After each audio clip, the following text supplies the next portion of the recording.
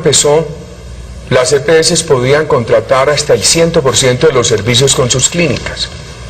Este gobierno y el Congreso en la ley 1122 reducen eso al 30%. Correcto, eso ya se lo había aclarado. Entonces yo voy a tomar otro camino, y es cómo queda la situación de los hospitales públicos.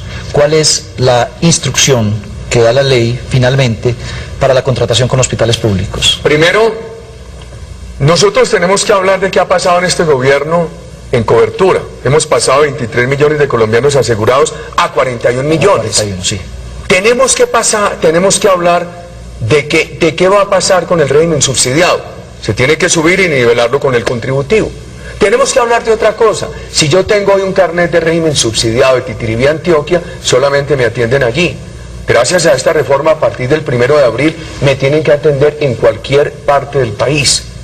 Y entonces ahora hablemos de este tema que usted me está proponiendo. ¿Quiere repetirlo para ubicarlo bien? Sí, presidente. ¿Cómo queda en los decretos la obligación de las EPS de contratar con hospitales públicos? Muy bien. En la ley 1122, el Congreso y este gobierno definieron que tenían que contratar en los servicios del régimen subsidiado un mínimo del 60% de los servicios con hospitales públicos. Un gobierno que no ha dejado cerrar un hospital. Aquí el cierre de hospitales era del pasado. Este gobierno los ha reestructurado, pero no los ha dejado cerrar. ¿Qué pasa ahora? En el régimen subsidiado, que está aquí abajo, y sigo con mi ejemplo, se contrata el 60% con el hospital público. ¿Qué pasa al mejorar el régimen subsidiado para subirlo hasta el nivel de servicios del contributivo? Uno no sabe si el hospital público es capaz de prestar los servicios que hay que agregarle al régimen subsidiado. Entonces, por eso el ministerio, el decreto de ley le da facultad al ministerio para reglamentar eso, para definir las condiciones, y el ministerio tiene que ver en cada ciudad colombiana cuál es la capacidad resolutiva o de atención de la red de hospitales públicos para atender los beneficios del régimen contributivo que se le van adicionando al régimen subsidiado. Hoy en Barranquilla, donde estamos haciendo la transición de 554.000 compatriotas de régimen subsidiado para que tengan los beneficios del contributivo, se venía contratando un 60% con la red pública. Ahora hay que preguntarle a la red pública, ¿usted está en condición de prestarle la atención que se deriva al incrementarle los beneficios? Entonces hay que reglamentar de acuerdo con la capacidad resolutiva de cada sitio de la patria. ¿Pero desaparece el mínimo del 60%? Por ahora no. Puede desaparecer en la medida en que al incrementarle beneficios del régimen contributivo al subsidiado, la capacidad resolutiva del hospital no pueda. Que el hospital sea incapaz de atender esos servicios. Presidente, vamos a hacer una nueva pausa muy breve y ya regresamos. Continuamos con el presidente Álvaro Uribe respondiendo a los especialistas y a las preguntas que también aquí desde el radar le estamos formulando, y hay una preocupación también, presidente, sobre el futuro, sobre una vez que pase la vigencia de estos decretos de emergencia. Aquí está el doctor Juan Manuel Díaz Granados, vocero de los EPS.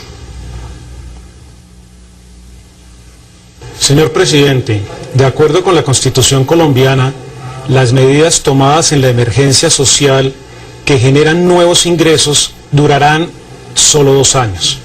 La pregunta es, en su opinión, ¿qué debe hacer el país dentro de 2 años, cuando estos recursos adicionales ya no estén vigentes, para garantizar la sostenibilidad del sistema de salud en Colombia y que el país continúe en una senda de progresividad para la unificación de los planes de salud que hagan de Colombia un país democrático e igualitario? Doctor Juan Manuel, primero veamos cuáles son los nuevos recursos. Y segundo, entremos en el tema de la vigencia de esos recursos. ¿Cuáles son los nuevos recursos? Es una competencia de los departamentos para que los departamentos operen juegos novedosos, ingresos para la salud. Nuevos recursos provenientes de un mayor IVA a la cerveza, a los licores, a los cigarrillos, a los juegos. Bien importante, no tocamos la canasta familiar.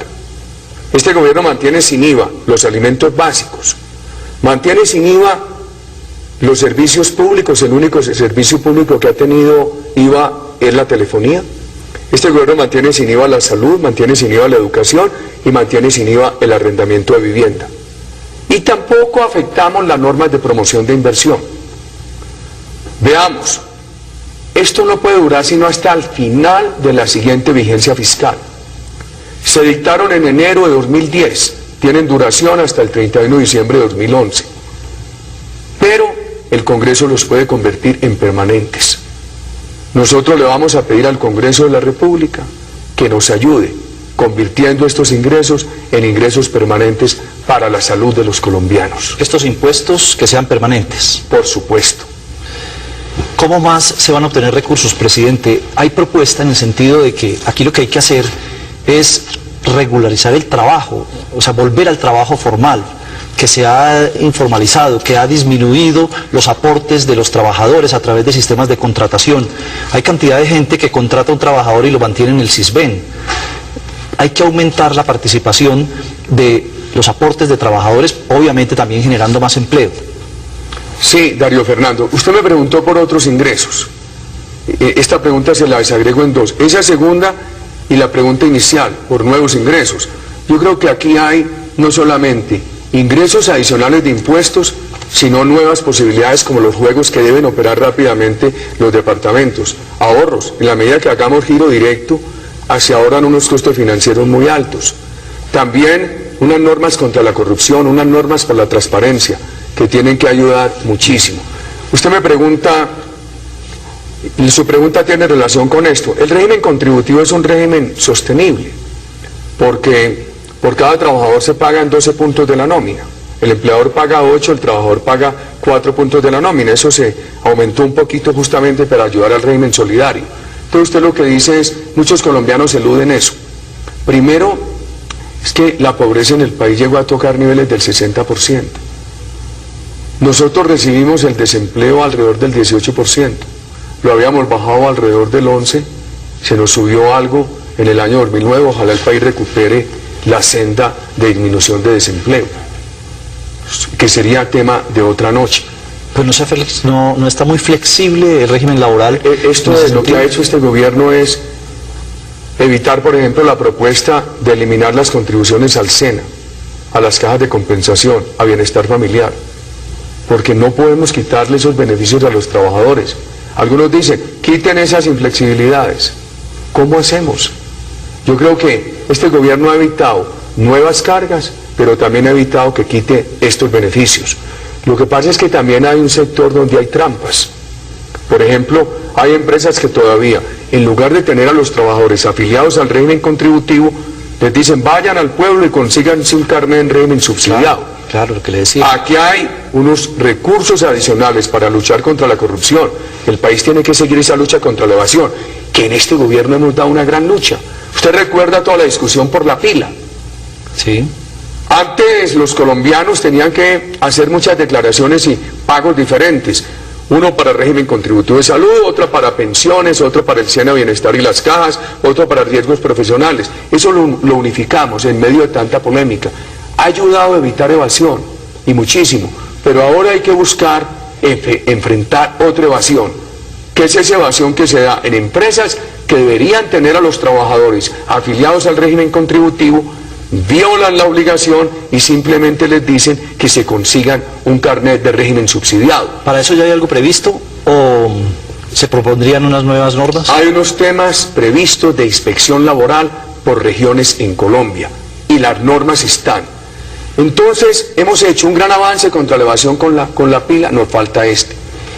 Muchos colombianos critican, los que hacen el estudio económico, dicen, es que usted, presidente, sí, ha logrado tener 41 millones de colombianos asegurados, pero tiene 23 en el régimen subsidiado que no contribuyen. Solamente hay que contribuyen 18 millones, que son los beneficiarios del contributivo. Este también ha crecido, eran 13 millones cuando llegó este gobierno, y hoy el contributivo tiene 18 millones de beneficiarios. En la medida que la economía mejore, va a ser posible ir formalizando trabajadores. Y entonces que hoy están en el subsidiado, al entrar a formalizarse, empiezan a cotizar al contributivo. Ahora, con una economía que logró esos niveles tan altos de pobreza, que mantiene estos niveles todavía de pobreza y informalidad, uno no puede decir, no, esperemos que se formalicen, por ahora tengámoslo sin nada. No, nosotros hemos entendido que es una obligación para la sociedad colombiana que estos millones de pobres tengan afiliación a la salud. Por eso, en este gobierno, en el régimen subsidiado, hemos pasado de una cobertura de 10.700.000 a una cobertura de 23 millones. Aunque se haya colado mucha gente ahí, ¿no? Hoy hay una revisión de bases de datos. Hoy, por ejemplo, yo creo que ya... ricos colados. No, ya no. Ya eso empieza a ser historia del pasado. Porque ya usted tiene una base de datos, de los 23 millones ya puede haber en la base de datos que es pública 20 millones y ya se facilitan unos cruces. Y nosotros vamos a procurar dejar ya la base de datos unificada y pública. Subsidiado de Titiribí, Antioquia, solamente me atienden allí. Gracias a esta reforma, a partir del 1 de abril, me tienen que atender en cualquier parte del país. Y entonces ahora hablemos de este tema. El gobierno empezó, las EPS podían contratar hasta el 100% de los servicios con sus clínicas. Este gobierno y el Congreso en la ley 1122 reducen eso a 1 millones. 41, sí. Tenemos que hablar de qué va a pasar con el régimen subsidiado. Se tiene que subir y nivelarlo con el contributivo. Tenemos que hablar de otra cosa. Si yo tengo hoy un carnet de régimen 30. Correcto, eso ya se lo había aclarado. Entonces yo voy a tomar otro camino, y es cómo queda la situación de los hospitales públicos.